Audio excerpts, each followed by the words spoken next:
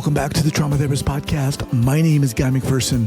My mission is to help trauma therapists be their incredible selves, to be human, to be real, not just a clinician.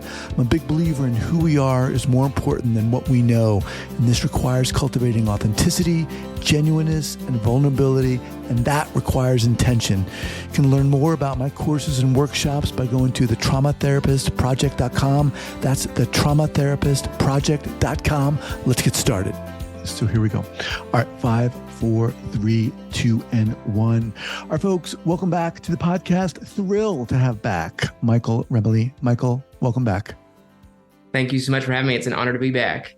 Awesome. So Michael has been working with children and families for close to 2 decades in a variety of capacities, including as a multi-systemic therapist, clinical director, children's pastor, camp counselor, and speaker. After serving as a children's pastor, he went on to obtain his Master of Arts in Clinical Counseling from Ashland Theological Seminary. Following seminary, Michael worked at the Buckeye Ranch in Columbus, Ohio as a multi-systemic therapist, working with individuals 12 to 18 and their families. Primary focus was to work with the family system to assist children who are having difficulties with behavior. Michael has since founded and leads Gateway Family Services of Illinois, providing trauma-focused equine-assisted psychotherapy, individual and family therapy. He's also the founder of the Rising Tides Conference, which is coming up, and we're going to be talking a lot about that. Michael, welcome back to the podcast. Thank you so much for having me. Dude, I just got to say, you are so inspiring. I mean, you do a lot, but you're just so passionate about what you do. And, I see you out there, and obviously we've spoken a couple times, but really it's awesome to have you back here. Thank you. My parents always said, find something that you love to do and find out how to get paid to do it. And I can't, I feel like I'm living that every day that I'm living my dream job. There you go. So now there were a couple additions to your bio, which I want to highlight here. So why don't you take the time to do that? Yeah. So I was able to complete my EMDR specialist for kids with the Agate Institute with Ana Gomez. And so just learning the ins and outs of how do we provide appropriate EMDR therapy for kids, which was amazing. And then I also have enrolled as a fellow at UC Davis with the Infant Parent Child Institute there. And so I'm over halfway through that fellowship and just continue to learn incredible things for birth to 5. And so through that, I've been able to become an infant early childhood mental health consultant for the state of Illinois. Wow. Awesome. So we're going to talk about the conference, but before we do, I want to give those listeners who maybe haven't heard our previous interviews, let's give them a thumbnail sketch of how the heck did you get into this field? Yeah. So it started, I was a children's pastor first. That's what my undergrad was in. And I had kids and families coming to me all the time in that pastoral role. And I felt like, man, I just was missing something. There was only so much I could give and provide for the families. And so I realized that my role needed to change. And I decided to pursue my master's in clinical counseling. And I went to Ashland Theological Seminary. And when I was there, I connected with a friend who was passionate about equine assisted psychotherapy, which is just the background on me. I grew up showing and training horses from 10 years on up. That was my life. And so knew that there was something amazing about working with horses, and I wanted to help people. And so the more I learned about mental health and being a counselor, and then the more I learned about the science, the neuroscience behind working with horses, and it made sense why horses had been so powerful for me as a child growing up. And I just couldn't help but think, I want to provide this as a gift to other people that they can find healing in the way that I did growing up. And so that's kind of how I came to this. And after working at the Buckeye Ranch for a while and getting my independent license, I moved back home and it started the clinical practice here. And we've grown from a team of just me to a team of 15 now, and providing services to over 100 families a week here, whether that's on site here at our farm, or since I've spoke to you last, we are now taking our miniature horses into several different school districts in the area and being able to continue the work there as well. What was it when you were a pastor for kids, you said, you realized you wanted to help more. What were you seeing?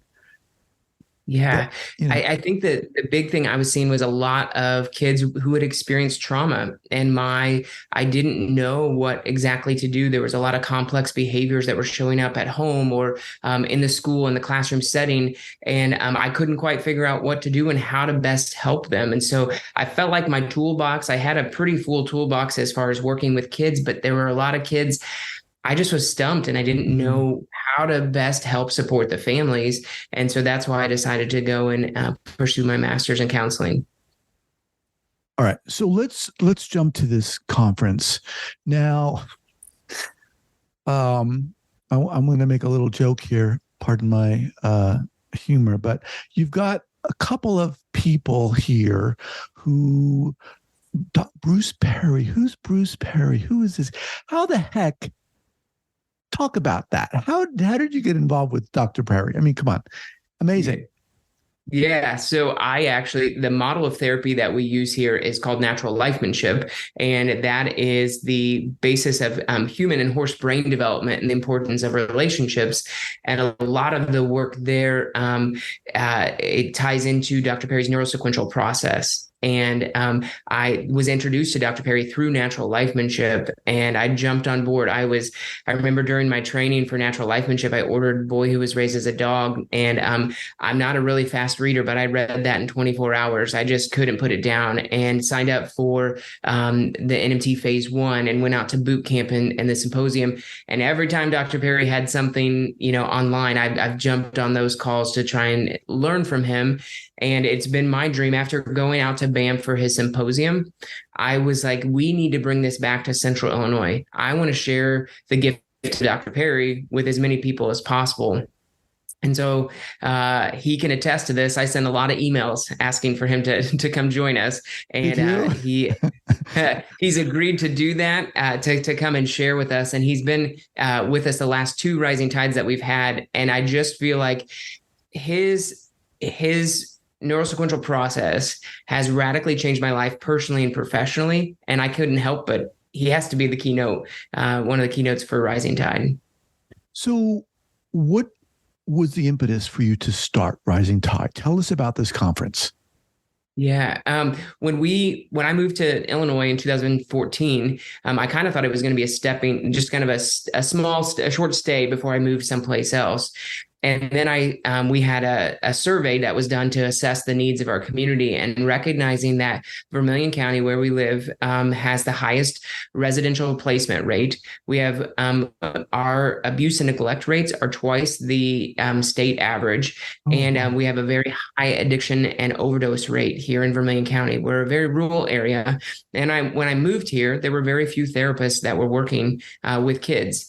And so to me, after I went out to the symposium and I came back home, it just felt like in order for us to see the kind of sustainable change that we wanted to see with our kids and families, we had to start to equip those around us, the teachers, the mentors, the paraprofessionals, the pastors, the community leaders, so that the change that we were making and working with in that family system could be carried out in all spheres of life for the kid.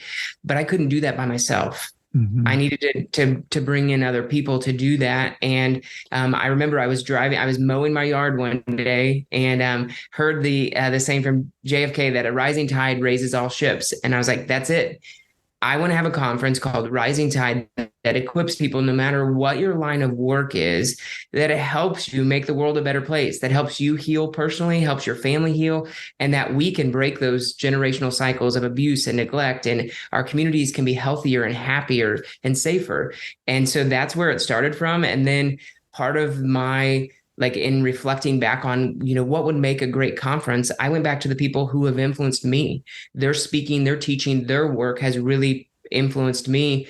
And I just started reaching out because I was like, if they can join us for Rising Tide, then I feel like we're going to make a much bigger impact here in Vermilion County than if I just did it by myself.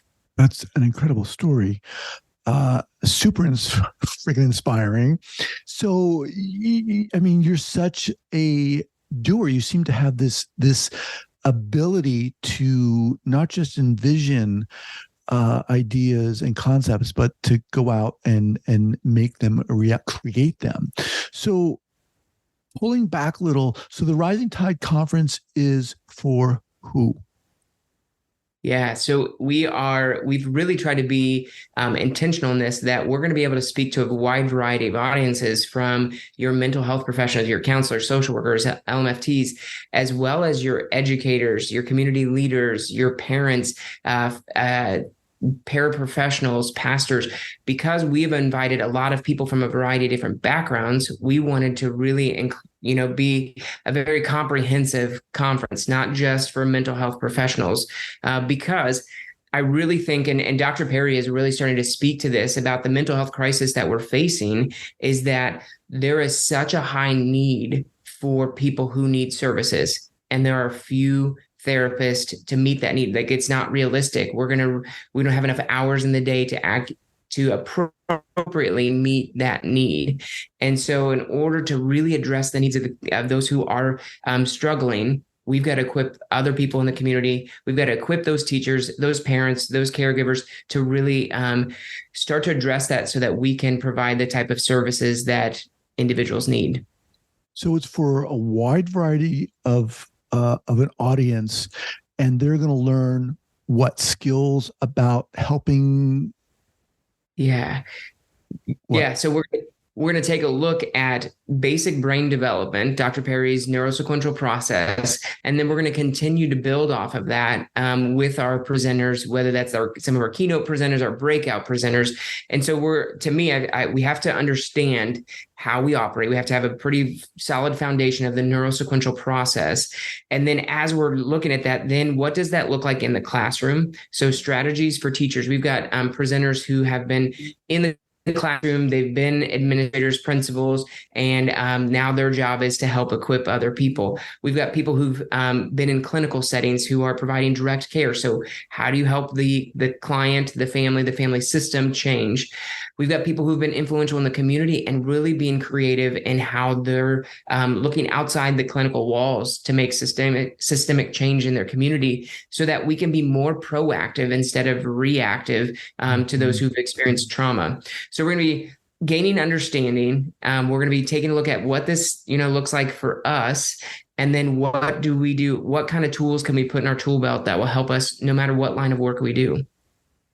Let's talk just a little bit about the neurosequential model, because I think maybe a lot of people aren't familiar with that. And I want to talk about the guests themselves, but just give us a thumbnail sketch of what is Dr. Perry talking about when he says the neurosequential model? Yeah, so it's talking about how the brain naturally develops from the bottom up and the inside out. So starting with the very, for the basic brainstem, our survival responses, that if we are going to help an individual, we've got to help regulate that lower part of the brain. And then he talks about how you need to relate. So moving up through that process. So first we regulate, then we engage the emotional part of the brain, and then we can reason. But a lot of us struggle because we jump right to reason when someone's dysregulated. So he takes a look at how does the brain naturally develop, and then how can we engage the brain in the sequential order so that we can get a more fully integrated brain, that we can help individuals organize the bottom parts of the brain so that they can access the more high-level thinking parts of the brain. He talks about the brainstem, which is survival, things that we don't have to think about. Then the diencephalon, the next layer up, is where am I at in space, and how is space impacting me? And then on top of that is the limbic system, the emotional part, relationship part of our brain, and then the thinking part of our brain, the high-level problem-solving part of our brain. The neurosequential process talks about the importance of in engaging the brain in the correct order. We're going to start with regulating, providing the basic rhythm for the brainstem, the diencephalon, and then we engage emotionally and relationally, and then we get to the thinking part. I like to think about it as we work on the foundation of the house. We're making sure the bricks are good for the foundation of the house before we start to take a look at the roof. So we're building in a sequential order so that the brain can, we're engaging it in the natural way that it develops, and we're helping them build a more comprehensive and more integrated brain. So they're building healthy pathways that engage all parts of it. Awesome. All right. Let me just remind everyone I'm speaking with Michael Remole. His Rising Tide Conference is happening when? October 6th and 7th. Okay. And that's online? Or in person. We've got a co-host site in Milwaukee, Wisconsin, one in Glendon, Minnesota, and one in Boys Ranch, Texas. And then our primary site where we're launching out of is in Danville, Illinois. I'm just laughing because, dude, you're doing it. All right, we'll come back. We'll just pause here a moment to thank our sponsors. No, it's just incredible to me, Michael. It's just so inspiring how you're doing all this. So let's talk a little bit more about this. So people can come, they can access this online. Let's talk about how people can access this conference. Yeah, one of the things that I know is that in starting my practice, it was tough for me to get away. My schedule was busy, and so I knew we had to get creative in creating a conference that was affordable and accessible for people, and that met people's busy schedules and lives. So we have co-host sites where we can connect with other people, like-minded people in an area that's closer to us to cut down on travel cost and time away from work and things like that, and build a network there and connect that way. And then we also know that people may not be able to get the 2 days off from work. So all of the presentations except for Dr. Perry's are available on demand until December 31st. So you have access to this material to watch it, to rewatch it, and to soak it all in, even if you're not able to attend October 6th and 7th, because I know that that's really important. I also know that there's times when you go to a conference and there's such rich content that you hit a point where you're like, wow, I'm maxed out on what I can take in. I need to digest this before I can take on any more. That's why the on-demand is so important to me, is that I can come back to it later and I'm going to learn more, digest it a little bit more, wrestle with that content so that then I can take those things and put them in practice at home, my job, wherever. And so addressing it, it's affordable, it's accessible, and it meets the busy lifestyle of everyone. So you said all the other presentations were on demand except Dr. Perry's. So And what does that mean specifically? So someone who's interested in hearing him has to attend that day? So he is 9:00 Central Standard Time till 10:30. And so if you're attending in person, you need to, make sure that you are there for that, or virtually, you can also watch that. But that is the only time that is available for those who are attending. Just making sure that you get that 9 to 10:30 window blocked off.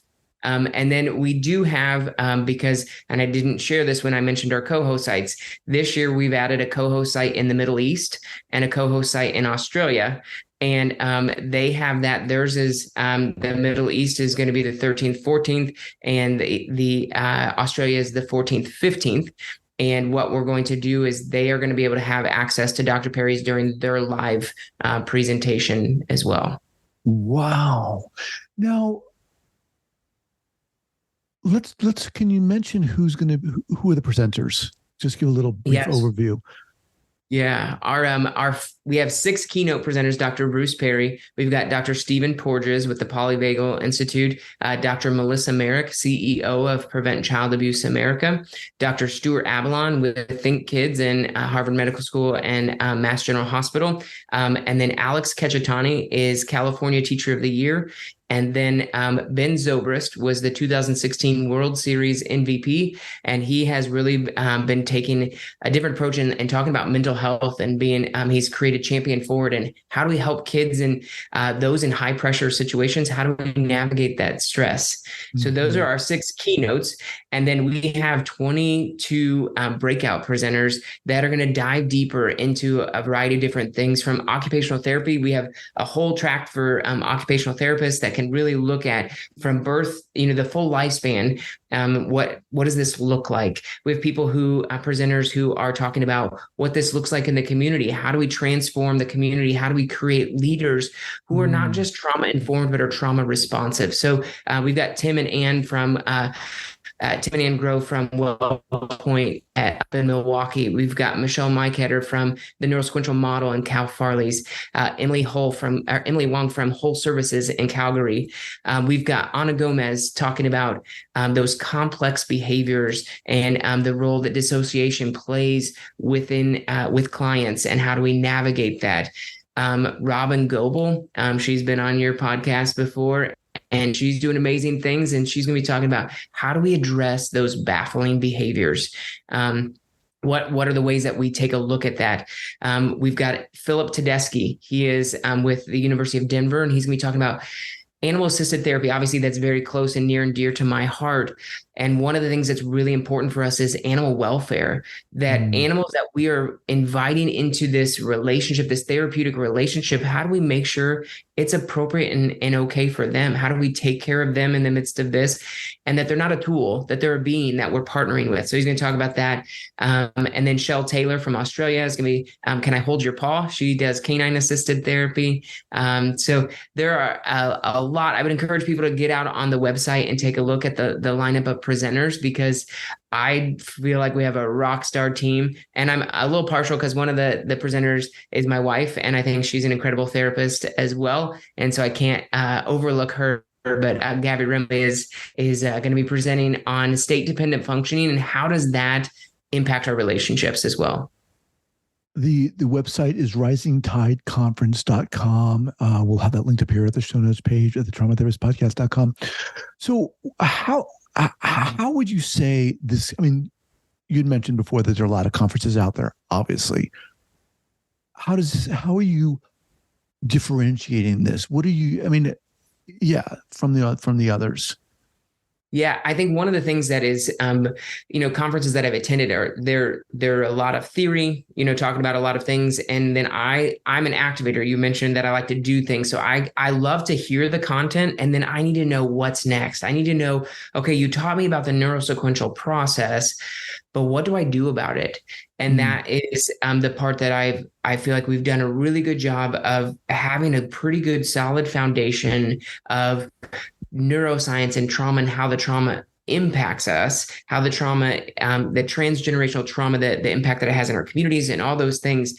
But then what do we do as providers, as parents, as teachers? And so we've brought in people who are able to provide those practical skills for you and strategies that I think are going to move us to the next level. And there are people that aren't just talking theory. There are people who are living it, and they're seeing the fruit of their labor with the clients that they serve. And so I think that's what makes us different. I love that. Yeah, it really feels like you're providing people with this amazing information, but you're also providing them with, as you say, all right, how can I utilize this? How can I implement this? Whether you're a parent, whether you're a teacher, whether you're a mental health therapist, whatever, that to me is really exciting. It sounds like people are going to be getting this information and also getting information about what they can do with this information. Yeah. I want to make sure that people are encouraged, because I think a lot of times in this work, it can get very discouraging. So hearing, that there is something that we can do, there are things that we can do. And I want them to be equipped so that they can go out and make a difference. Like, we all got into this work because we wanted to help people, and sometimes we lose sight of that. We can get discouraged, and I'm quite confident that our presenters are going to inspire other people to go and make a difference wherever they work, because that's what they're doing in their own communities. So this is the third time you put the conference on? Yes. How has this evolved for you? The material of the conference. How has if at all, your goal with the conference shifted or evolved? This was to help Vermilion County. This was to help our area. And one of the things that I would say is figuring out those pieces that it can be overwhelming to hear the content of the neurosequential model, and people like, oh, neuroscience. So mine has kind of evolved from making this more accessible. So taking Dr. Perry's work and then finding the practical implementation parts of it, making sure that they're included in that, so that it's that good balance for people. So I think that's been the biggest thing for this. I also recognize the fact that in order for this to be digestible, we've got to have it accessible a little bit longer. We can handle little bits and pieces here and there. And we're going to need to be able to come back to it. So when we first started launching Rising Tide, it was right before COVID. And then COVID had kind of wrecked some things, but it forced us to get creative in how we were going to provide this. And that's the part that I think that has changed, because my thought was it was going to be a 2-day conference where there was just get what you can and good luck. Get what you can, good luck. Right. And then, and now to say the on-demand part. And then our big change has been focusing on community and connections and relationships. We're all about relationships, but I didn't think about the conference being relational as much. And then also, as you experience the conference, we're integrating the neurosequential process of regulate, relate, reason. When we first started, we went straight to reason. And now we're implementing the neurosequential process through all the things, even visual regulation through the website, music, and integrating dance and things like that we're planning to do with the conference.